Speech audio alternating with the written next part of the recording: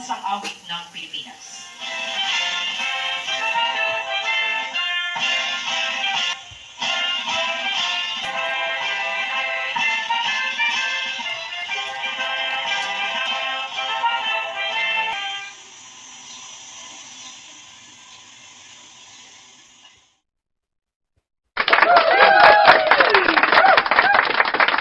Ayan, biglang shoutout po muli mga minamahal kong kababayan. Isang mapagpalang araw po sa lahat, Luzon, Visayas at Mindanao at sa ating mga OFW at balikbayan po dyan. Sa iba't ibang panig po ng ating mundo guys, isang mapagpalang araw or gabi po sa inyong kinaroon mga lalabs ha. Ayan, bibigyan naman po natin mga minamahal ko ng topic, reaction, comments guys itong ganap po ng ating first family guys no. Ah, dito nga Independence Day, June 12. Ayan, ang ganap po ng ating first family kasama siyempre sa pangunguna po ng ating mahal na Pangulong Bongbong Marcos Jr. Sa Lunita Park. Ah, yung pag-aalay po ng bulaklak sa ating national hero na si Dr. Jose Rizal. Ayan. So panoorin niyo po ito mga minamahal kong kababayan. At talagang makikita natin po dito mga minamahal kong kababayan yung magandang pagpapalaki din po sa kanyang mga anak, no? Tatlong mga anak na lalaki po nila. Oo. At ang ating pong First Lady na si Madam Liza Aranita Marcos. Panoorin niyo po mga minamahal ko pong kababayan. Ang ganda po kanina ng ating unang pamilya, no? Sa pangunguna po ng ating mahal na Pangulong Bongbong Marcos Jr., First Lady at ang kanilang mga anak. At siyempre kasama na rin po dyan yung ating mga kababayan po na bubuo po ng mga kaganapan pong ito. Mga kababayan, ang Pangulong Ferdinand R. Marcos Jr.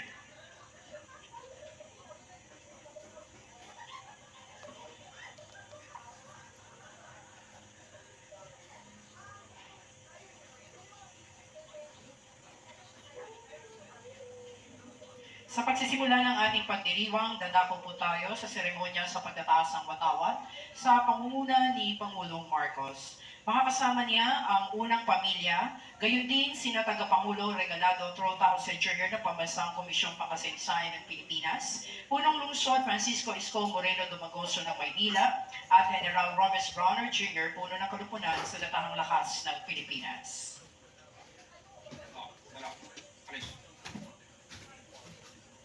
Ongol! Ha! Kumpunan, simunod kawan, kawan. Ha! Mga kababayan, ang pambansang awit ng Pilipinas.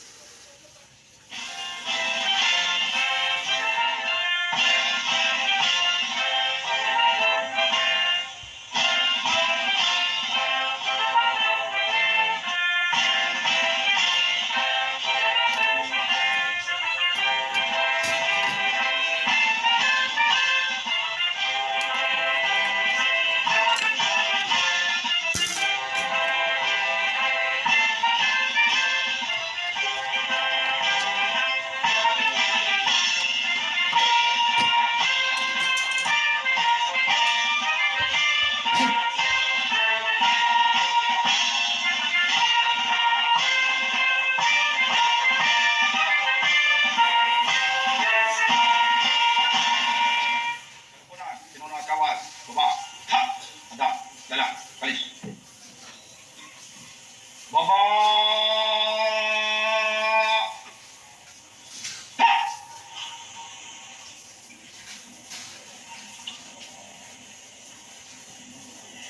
Sabay-sabay po natin bigkasin ang panunumpa sa watawat ng Pilipinas sa pamumuno ni Cadet Girl Scout Queen Hannah Diana Ruth A. Magusip ng Girl Scouts of the Philippines. Taas ka ng kamay! Ha! Kumpunan, simunod kawan, taas ka ng kamay. Ha! Ako ay Pilipino, buong katapatang nanunumpa sa watawat ng Pilipinas at sa bansang kanyang sinasagisag na may dangal, katarungan at kalayaan na pinakikilos ng sambayanang makadiyos, makatao, makakalikayasan, at makabansa. Kalipunan, pinunod, kawal, bawa kamay. Ha! Baba kamay! Ha! Ating awitin ang himno sa Bagong Pilipinas sa pangunguna ng Philippine Charity Sweepstakes Office Chorale. Panahon na ng pagbabago, dahil sa ito ay di na kailangan. Tayo lang magtulong-tulong na paunlarin ang mahal nating bayan.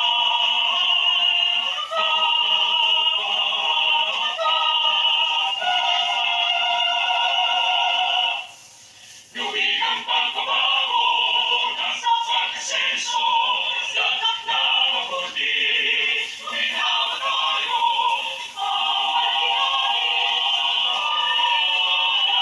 Ang bagong Pilipino at bagong Pilipinas. Panahon na ng pagbabago, mamuna sa kahit anong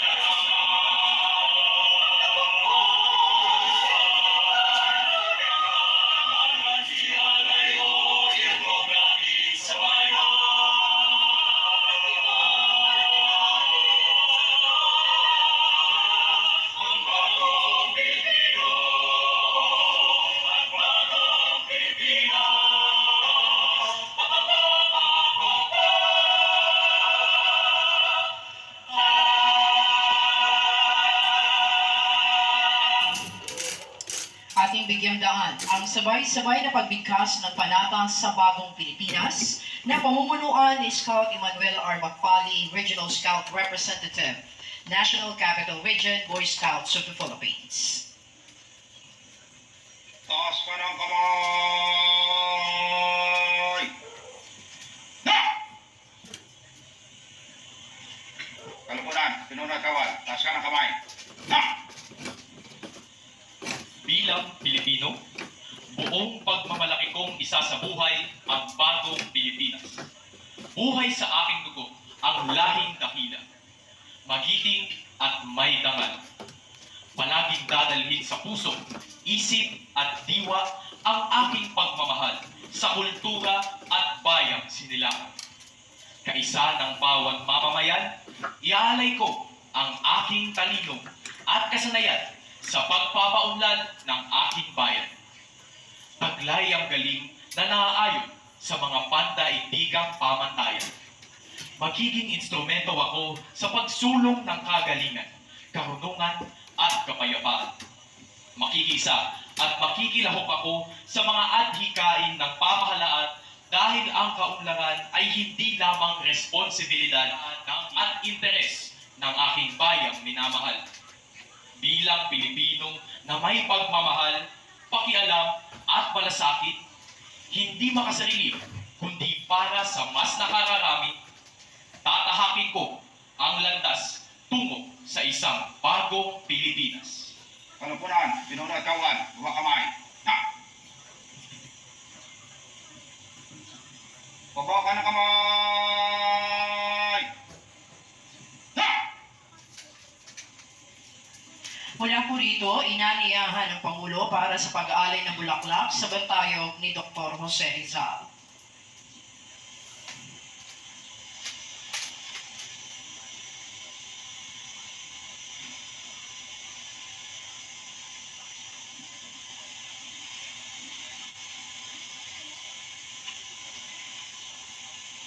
Isasagawa po ng ating Pangulong Ferdinand R. Marcos Jr. ang pag-aalay ng bulaklak. Makakasama niya sina Tagapangulo Regalado Trotauser Jr. ng Pambansang Komisyong Pangkasaysayan ng Pilipinas at General Romes Browner Jr. ang puno ng kalapunan sa tatahang lakas ng Pilipinas. Handa, dala, alis. Mahal na Pangulo, handa na po ang pag-aalay. Take pa ka na. Kan.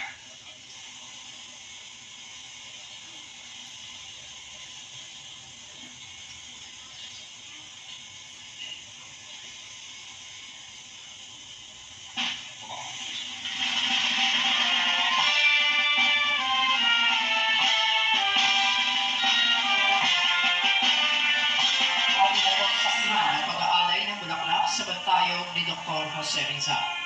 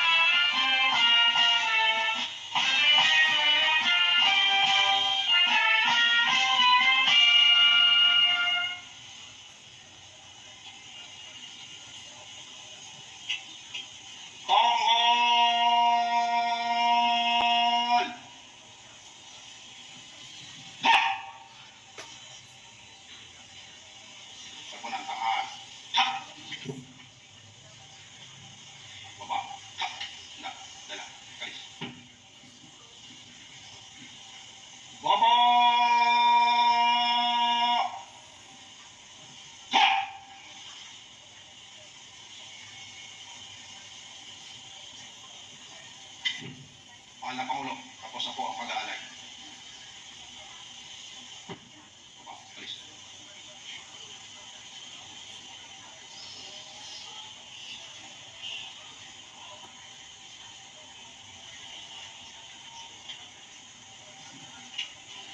Dito po nagtatapos ang seremonya sa pag-aalay ng bulaklak sa bantayog ni Dr. Jose Rizal. Marami pong salamat sa ating Pangulong Ferdinand R. Marcos Jr. at sa unang pamilya.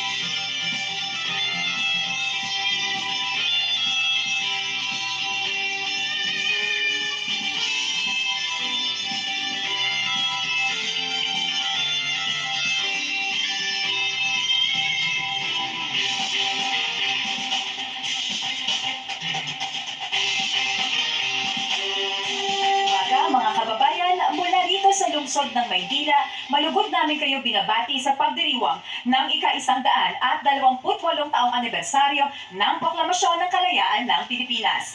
Ako po si Gaba Liked mula sa Radio Television Malacanang at kasama natin ngayong umaga ang ating mga panauhin at mga manonood sa iba't ibang panig ng bansa at mundo sa natatanging pagdiriwang na ito. Live tayo ngayon sa RTVM at Presidential Communications Office Facebook pages and YouTube channels kasama ang National Historical Commission of the Philippines.